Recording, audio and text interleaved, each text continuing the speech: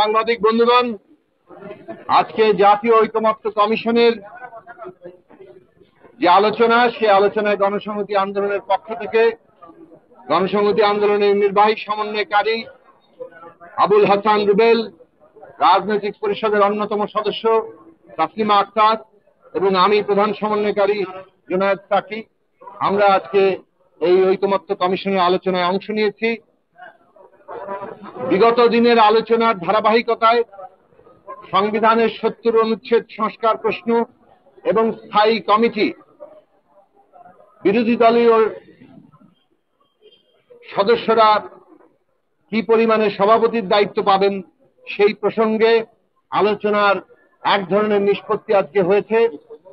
নারী প্রশ্নে, সংসদে নারীর প্রতিনিধিত্ব প্রশ্নে আলোচনা চলমান আছে।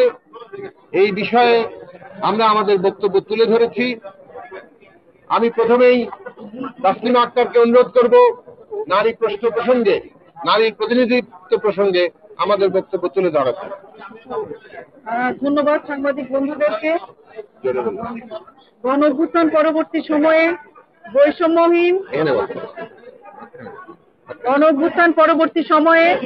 বৈষম্যহীন এবং ন্যায় সমাজ প্রতিষ্ঠার যে আকাঙ্ক্ষা জনগণের মধ্যে এসছে, তারই প্রতিফলন হিসেবে আমরা মনে করি ঐক্যমত কমিশনে যে নারীর প্রতিনিধিত্ব নিশ্চিত করার প্রসঙ্গটি এসছে, এটাকে আমরা অত্যন্ত ইতিবাচক বিষয় হিসেবে মনে করি।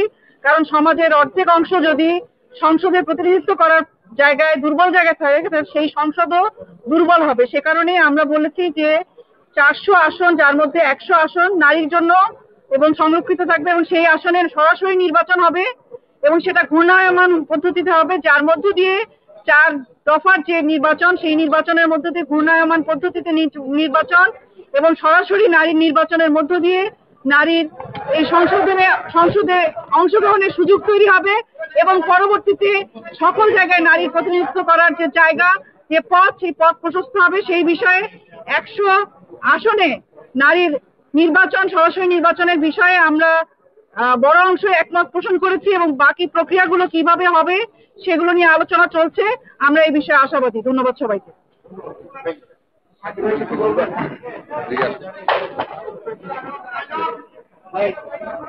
আজকের আলোচনায় আমরা দেখেছি যে জামাত অংশ নেয়। গণঅধিকার সংগঠন বলেছেন যে ঐক্যমত্য কমিশন সংস্কারের বিষয়ে কাউকে প্রাধান্য দিচ্ছেন, কোনো রাজনৈতিক দলকে। এই ধরনের এই প্রসঙ্গে আসার আগে আমরা একটা বিষয়ে কথা বলি যে আপনারা হয়তো বিভিন্ন দলের নেতৃবৃন্দ এ বিষয়ে কথা বলেছেন, তারপরে আর একটু সুনির্দিষ্টভাবে আমরা যে জায়গাতে ঐকমত্যে পৌঁছেছি, ঐকমত্য কমিশনও জানাবে। আমাদের দিক থেকে আমরা যেভাবে বুঝেছি সেটা পরিষ্কার করে বলি। আর্টিকেল 70 কিংবা 70 অনুচ্ছেদ সংস্কার প্রশ্নে, যেহেতু এটা বাংলাদেশের গণতান্ত্রিক ব্যবস্থা নির্মাণের জবাবদিহি প্রশ্নে এবং রাজনৈতিক দলের ভেতরেও গণতন্ত্র চর্চার প্রশ্ন হিসেবে অত্যন্ত গুরুত্বপূর্ণ একটা জায়গা, সেখানে আজকে একটা ঐকমত্য তৈরি হয়েছে। বাংলাদেশের ইতিহাসে আজকে একটা উল্লেখযোগ্য দিন যে 70 অনুচ্ছেদ সংস্কারের প্রশ্নে দুটি ব্যতিক্রম বাদে, অর্থাৎ সংসদের সরকার গঠনের আস্থা ভোট এবং বাজেট, এই দুটো বিষয়ে ব্যতি রেখে বাকি সকল প্রশ্নে সবাই ভোট দিতে পারবেন। এ বিষয়ে একটা ঐকমত্য তৈরি হয়েছে। তবে আরো বেশ কয়েকটি দলের প্রস্তাব ছিল যে সংবিধান সংশোধন প্রসঙ্গ, অর্থাৎ ইস্তেহারে সংবিধান সংশোধনের প্রশ্ন যদি উল্লেখ থাকে সেই প্রশ্নে এবং জাতীয় নিরাপত্তার ক্ষেত্রে বিশেষত যুদ্ধ পরিস্থিতিতে এই দুটো অপশনে যুক্ত করার সিদ্ধান্ত যেটা হয়েছে, যে ন্যূনতম জাতীয় ঐক্যমত হয়েছে এই দুই প্রশ্ন ব্যতি রেখে থাকবে। এখানে ডিসেন্ট ভয়েস কিংবা ভিন্নমত হিসেবে অ্যাপেন্ডিক্স হিসেবে জাতীয় সনদে ওই দুটো পয়েন্টও লেখা থাকবে। তার মধ্যে অ্যাপেন্ডিক্সে, পরিশিষ্টে কিছু কিছু ভিন্নমত, যেসব প্রশ্নে ঐকমত্য হওয়া সত্ত্বেও ভিন্নমত আছে, সেইগুলো থাকবে, কিন্তু সেইগুলো নির্দিষ্ট থাকবে। এমন নয় যেন যে কোনো বিষয় সেখানে যুক্ত করা যাবে। এই যে একটা ঐকমত্য, এটা একটা গুরুত্বপূর্ণ অগ্রগতি যে আমরা ন্যূনতম অনেকগুলো বিষয়ে ঐকমত্য হচ্ছি এবং এই ঐকমত্যের ভিত্তিতে আমরা আবার কোনো ডিসেন্ট ভয়েস থাকে সেটাও জাতীয় সনদে যুক্ত থাকবে। যাতে করে জনগণের কাছে তারা এই প্রশ্নগুলো তাদের মতামত নিয়ে যেতে পারে। জনগণ যাকে বিজয়ী করবে তারা সেইটাকে তখন বাস্তবায়ন করার অধিকার পাবে। এটা গেল একটা বিষয়। স্থায়ী কমিটি বিষয়ে আপনারা শুনেছেন 4টি বিষয়ের কথা ঐকমত্য হয়েছে। তার মধ্যে আছে যেমন public account committee, privilege committee, estimation committee, public undertaking committee. আমরা প্রস্তাব করেছিলাম আমাদের দলের পক্ষ থেকে যে অন্তত পক্ষে স্বরাষ্ট্র মন্ত্রণালয় সংসদীয় কমিটি প্রধান বিরোধী দলের দিক থেকে থাকবে, সেটা উল্লেখ রাখার জন্য। কিন্তু এটা একটা ডিসেন্ট ভয়েস হয়ে গেছে, এটা বিষয়ে ঐকমত্য হয়নি। তবে সিদ্ধান্ত হয়েছে যে সংসদে আসনের সংখ্যা অনুপাতে বিরোধী দল সংসদীয় কমিটির সভাপতির দায়িত্ব পাবে। নারী আসন প্রশ্নে আপনারা প্রতিনিধিত্ব প্রশ্নে শুনেছেন যে এইটা বিষয়ে আলোচনা চলমান আছে। নারীর আসন, সংরক্ষিত আসন 100 হওয়া দরকার, এই বিষয়ে মোটামুটি ঐকমত্য তৈরি হয়েছে। কিন্তু এই 100 আসন সরাসরি নির্বাচন হলে কি পদ্ধতিতে হবে সে নিয়ে এখন পর্যন্ত কোনো ঐকমত্য তৈরি হয়নি। ঘূর্ণায়মান পদ্ধতির পক্ষে সরাসরি নির্বাচনে 400 আসন করে 100 ঘূর্ণায়মান পদ্ধতিতে আমরা আমাদের সমর্থন রেখেছি। এর বাইরেও যদি ঐকমত্য না হয় তাহলে কোন ধরনের প্রক্রিয়ার মধ্য দিয়ে আমরা এই লক্ষ্য অর্জন করব সেটা নিয়ে আলোচনা চলছে, আমরাও ভাবছি, এবং এই নিয়ে রাজনৈতিক দলের মধ্যে আরো আলাপ আলোচনা হবে। এখন আপনাদের যে প্রশ্ন, সেই প্রশ্নে আসি।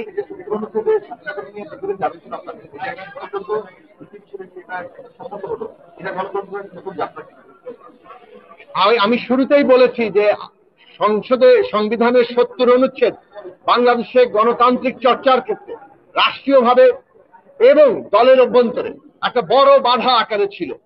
সেই বড় বাধাটি আজকে দূর হওয়ার জন্য একটা ঐকমত্য তৈরি হচ্ছে। বাংলাদেশের ইতিহাসে আজকের দিন এই 17ই জুন এটা লেখা থাকবে যে বাংলাদেশের রাজনৈতিক দলগুলো এই 70 অনুচ্ছেদ সংস্কার করার প্রশ্নে ঐকমত্যে এসছে, এবং যেটা ভবিষ্যতে বাস্তবায়িত হলে বাংলাদেশের গণতান্ত্রিক চর্চায় একটা উল্লেখযোগ্য মাইল ফলক আকারে তৈরি হবে বলে মনে করি।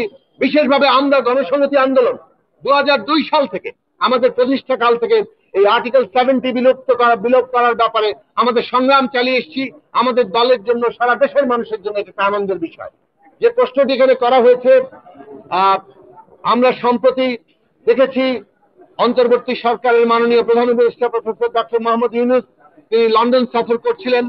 তার লন্ডন সফরকালে, যুক্তরাজ্য সফরকালে লন্ডনে তার সাথে বিএনপির ভারপ্রাপ্ত চেয়ারপারসন জনাব তারেক রহমান তিনি তার সাথে সাক্ষাৎ করেছেন, এবং এই সাক্ষাৎ আগে থেকেই একটা নির্ধারিত সাক্ষাৎ ছিল। এই সাক্ষাৎকে আমরা সাধারণভাবে ইতিবাচক হিসেবে দেখেছি, কেননা বিএনপি বাংলাদেশের গুরুত্বপূর্ণ একটি রাজনৈতিক দল, অন্যতম বড় রাজনৈতিক দল। তার নেতৃবৃন্দ অন্তর্বর্তীকালীন সরকারের সাথে বৈঠক করলেও প্রধান নেতৃত্ব হিসেবে এখন যিনি দায়িত্ব পালন করছেন ভারপ্রাপ্ত চেয়ারপারসন, তিনি যেহেতু বিদেশে অবস্থান করেন, এই ক্ষেত্রে তার সাথে যোগাযোগ অন্তর্বর্তী সরকার প্রধানের সেটা একটা প্রয়োজনীয় বিষয় হিসেবে আমরা দেখেছি, কেননা রাজনৈতিক প্রক্রিয়া আমরা সকলে মিলেই যাতে অগ্রসর হতে পারি। সেই আলোচনার মধ্যে অনেকগুলো বিষয় উঠে এসছে। অনেকেই যৌথ স্টেটমেন্ট বিষয়ে আপত্তি প্রকাশ করেছেন। আমাদের মনে হয় যা কিছু বিষয়ে আলোচনা হচ্ছে, অন্তর্বর্তী সরকার নির্বাচনের সময়সীমা থেকে শুরু করে অন্যান্য প্রসঙ্গে তা সিদ্ধান্ত আকারে সকল দলের সাথে আলোচনা করে নেবেন।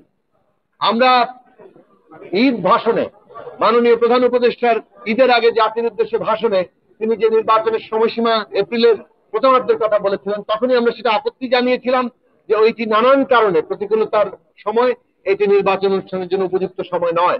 ফলে আলোচনার জায়গা খোলা থাকা দরকার। মাননীয় প্রধান উপদেষ্টা লন্ডনে ইঙ্গিত দিয়েছেন যদি সংস্কার এবং বিচার কার্যে উল্লেখযোগ্য অগ্রগতি হয় তাহলে রোজার আগেই নির্বাচন সম্ভব। আমরা মনে করি যে সকল রাজনৈতিক দলের সাথে আলাপ আলোচনা করে মাননীয় প্রধান উপদেষ্টার পক্ষ থেকে এই ধরনের একটা সিদ্ধান্তগুলোর জায়গাতে সবার সাথে আলাপ আলোচনা করে সিদ্ধান্ত নেওয়া দরকার।